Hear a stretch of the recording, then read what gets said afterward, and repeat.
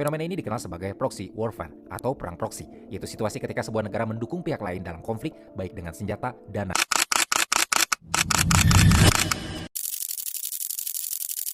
Yang bikin makin miris, jaringan teroris sekarang mulai pindah cara kerja.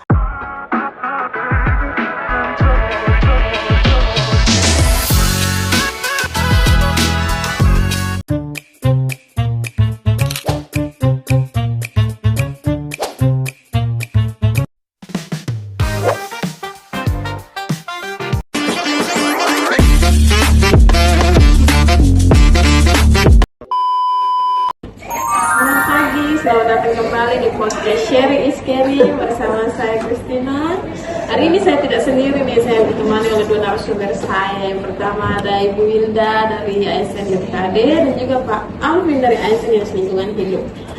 Hari ini kita bertiga akan membahas topik yang sangat hangat nih untuk topik ini.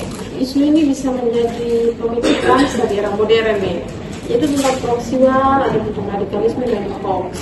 Untuk program ini menurut saya alangkah lebih lanjut kepada Bu Hilda saja yang menjelaskan. Jadi menurut Bu Hilda gimana nih proxy war ini seperti apa dari sudut pandang ASN? Menurut saya sebagai ASN, proxy war itu adalah sebuah konflik di mana dua negara atau kelompok besar yang saling bermusuhan tidak bertempur secara langsung melainkan menggunakan pihak ketiga sebagai pengganti atau proxy. Nah, proxy sendiri itu berarti wakil atau perantara, sedangkan war adalah konflik. Dan tujuannya itu untuk saling menjatuhkan atau memperluas pengaruh atau juga bisa melemahkan target. Nah, pihak ketiga ini bisa disebut sebagai organisasi politik atau kelompok masyarakat tertentu, terus itu kebayaran, kelompok pemberontak, dan juga negara pihak ketiga.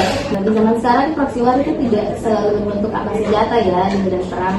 Contohnya itu yang saya ketahui ada perang Rusia-Ukraina, di mana Ukraina itu menjadi benteng depan yang didukung penuh oleh pasokan dana, intelijen, dan senjata canggih dari Amerika Serikat serta negara-negara NATO untuk melemahkan kekuatan militer Rusia. Nah, selain itu juga, selain di medan perang, misalnya melalui propaganda, konflik sosial, peran informasi, atau adu domba dalam lingkup sosial masyarakat. Oh, jadi selain perang itu adu domba itu juga bisa memicu proxy? Iya, bisa. Jadi bisa saja adu domba justru karena adu domba itu dulu, maka membuat dua kubu itu berperang, bisa saja. Oke. Kalau dari sisi ASN yang menurut Ibu Hilda sendiri, kalau proxy war ini tidak diatasi, kira-kira dampak yang terjadi dari proxy war itu sendiri seperti apa? Dampaknya itu apa, dampak dari proxy war ini? Kalau dampak itu bisa dari kedua sisi ya, dari korban. Dia itu mengalami kehancuran infrastruktur, terus itu krisis kemanusiaan, dan juga kemiskinan jangka panjang, hilangnya kedaulatan negara karena ditutup oleh kekuatan asing atau yang di luar dari atau pihak ketiga ini.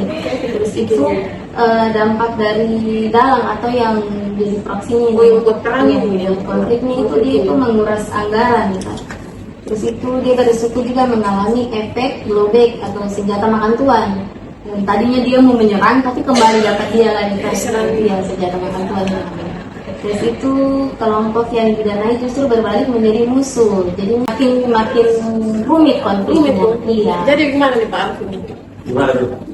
Proxy war nih. Jadi itu proxy war itu menurut Wilda ini bukan tentang kita berperang dengan senjata, kita bisa tentang lewat cyber. Jadi kayak ada orang-orang yang mungkin tentara bayaran atau orang yang lebih negara yang lebih kecil, mereka bisa digunakan untuk menyerang negara besar. Jadi negara besar ini tidak berperang atau tidak konflik secara langsung. Bisa juga dia melalui tadi apa Ibu yang Ibu bilang tentang data ya, cyber security.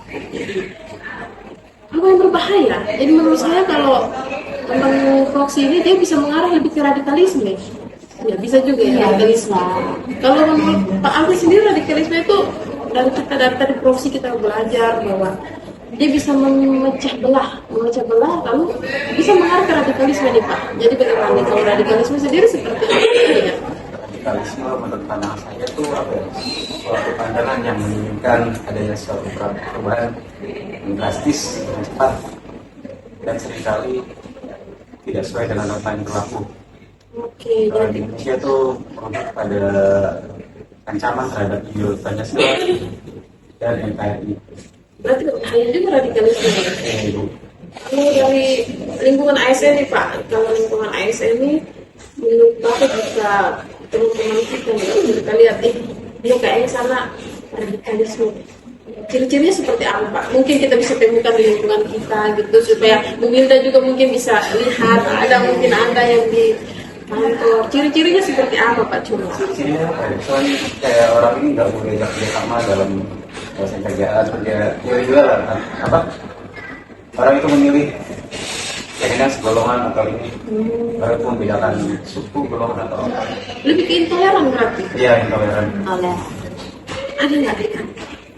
ya kalau kayak gitu pasti ada ya. Tapi itu mungkin belum radikalisme yang tinggi sekali masih ya waspada lebih Oh, kita ya. waspada diri ya. Selain intoleran Bu, ada apa lagi Pak? Silakan. Ada sifat fanatis sama siapa sama kayak tadi. Kalau begitu menurut Bapak nih supaya tadi Winda juga sudah dengar, jadi kita sebagai ASN nih Pak, gimana sih untuk memberantas supaya radikalisme itu tidak ada di lingkungan kerja kita? Pencegahannya seperti apa Pak? Pencegahan ASN apakah seperti apa nih Pak untuk pencegahannya? Misalnya kita harus membangun persatuan bangsa kah? Atau saling mencintai sesama rekan kerja, maksudnya peduli, tidak intoleran atau seperti apa nih? Untuk peran kita sebagai ASN nih, untuk memberantas intoleransi, maksudnya radikalisme nih Pak, gimana? Saling menjaga antar rekan sejawat atau di tempat kerja itu saling bersikap atau apa ya atau saling menghargai. Iya, jadi intoleran itu dia bisa memicu ke radikalisme sebenarnya. Kan? Dari hal-hal kecil begitu dia bisa memicu ke hal yang lebih besar. Jadi ada hal kecil bisa intoleran kita, saya tidak mau bekerja dengan Bu Linda, cuma begitu itu kan bisa memicu ke radikalisme dari hal-hal yang sederhana yang kita anggap oh, biasa saja padahal bisa. Tanpa disadari Iya, ya. tapi kita sadar betul sekali. Tapi kalau kita beralih ke topik berikutnya nih, kita bicara tentang hoax nih. Jadi menurut Bapak Ibu narasumber saya nih, kenapa sih hoax itu sangat berbahaya? Bagaimana Bu Wilda? Silakan. Oh, hoax ini dia nyambung ya sama radikalisme tadi karena bahan bakar utama. Dia yang awal mulanya sehingga menyebabkan proxy war dan juga radikalisme tanpa disadari. Jadi hoax itu bisa memicu untuk radikalisme itu terjadi. Betul. Bisa membentuk opini, terus itu memancing emosi, bahkan memicu konflik. Kalau menurut Pak Alvin sendiri gimana tentang hoax ini Pak? Gimana? Gimana hoax tentang hoax nih? Sebagai narasumber yang kedua nih. Menurut saya apa ya, hoax itu sebenarnya lebih cepat sih, terus Lebih cepat penyebaran. ya karena pembagian apa ini zaman sekarang tuh Orang sharing, ya media sosial itu. dia lagi di share Oh ya, itulah gunanya kita sebagai ASN nih. Kita kan di undang pemerintahan ada jika ada hal-hal yang tidak betul jangan langsung kita share. Gunanya di sharing lagi ya. jangan kita harus disaring lagi, kita cross check lagi apakah betul ya. Jangan langsung kita share, kita terjadi ke grup WA itu tidak boleh. Itu bisa memicu hoax kalau gitu. Dan dari hoax itu bisa membuat orang dan menjadi intoleran, ya kan? Misalnya hoax si A ini tidak mau bekerja dengan si B karena dia dari suku A, itu kan intoleran, bisa membuat radikalisme ini. Kalau yang kedua melatih bagaimana cara kita melatih kemampuan untuk menganalisis isu seperti ini, isu hoax nih gimana Bu? Ya, kalau menurut saya itu ada 3 langkah ya. Di sini itu pertama cek informasi kebenarannya, sumber informasi ya. Berita-berita itu ya, Bu. Terus sumbernya dari mana, apakah berasal dari yang terpercaya atau tidak, kayak gitu. Kedua, analisis isi informasi dari berita. Nah, di sini memprovokasi atau memecah belah bangsa atau memancing kebencian ya. Terus itu yang ketiga, lihat dampaknya. Kalau informasi itu bisa menimbulkan konflik, maka harus lebih waspada. Oke, mungkin sebenarnya topik ini sangat menarik. Kita cuma mengingat waktu kita sudah harus mengakhiri podcast ini, iya sangat terburu-buru. Oke. Sebagai penutup mungkin saya ingin membuat closing statement bahwa mari kita sadari bahwa perang di dunia sekarang ini bukan hanya tentang menggunakan senjata fisik, melainkan bisa melalui proksi, kita mengadu domba, radikalisme yang memecah belah ideologi bangsa, dan juga hoax yang bisa meracuni pikiran kita kan. Jadi senjata terbaik kita saat ini bukan hanya militer, tetapi akal sehat, literasi untuk persatuan bangsa. Nah, jadi mari kita jaga kedaulatan bangsa kita dengan pikiran kita sendiri. Ya. Kami, terima kasih.